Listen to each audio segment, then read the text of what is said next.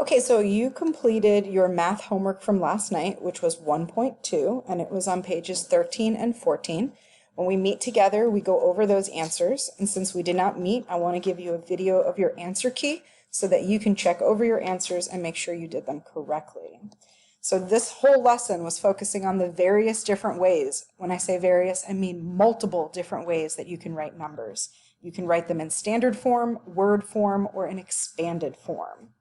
Let's go ahead and take a look at the very first example. We've got 509,027.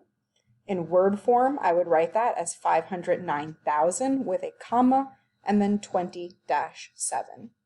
In expanded form, I would write it as 5 times 1,000 plus 9 times 1,000 times plus 2 times 10 plus 7 times 1.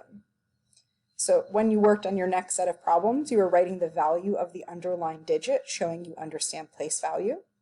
And for problems 5 and 6, you're again just showing you understand word form and expanded form. Remember how I said you're not going to use the word and.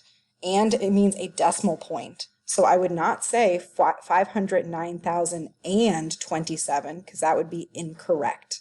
I only use and when I'm talking about decimals.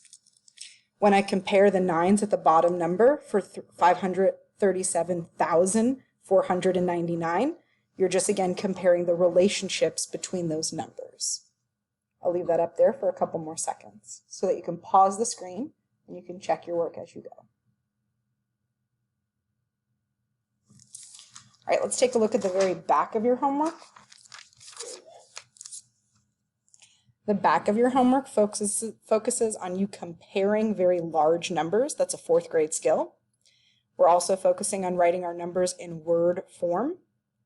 These are where we get a little bit more tricky because we're digging deeper and trying to figure out which one does not belong. And finally, we have using a chart. Now we're putting this into real-world practice. So here you can see the answers, how you would write them in word form.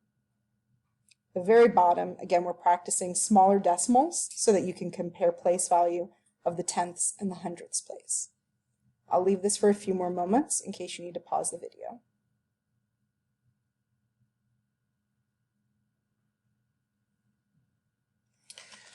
Okay, so today we will be working on the powers of 10, and you've been assigned to focus on pages 16, 17, and 18. Please make sure that you get all that work done, and I'll give you another answer key video for you to check your work. And again, your homework is page 19 and 20, and you can either pick all the even numbers or all the odd numbers for you to solve.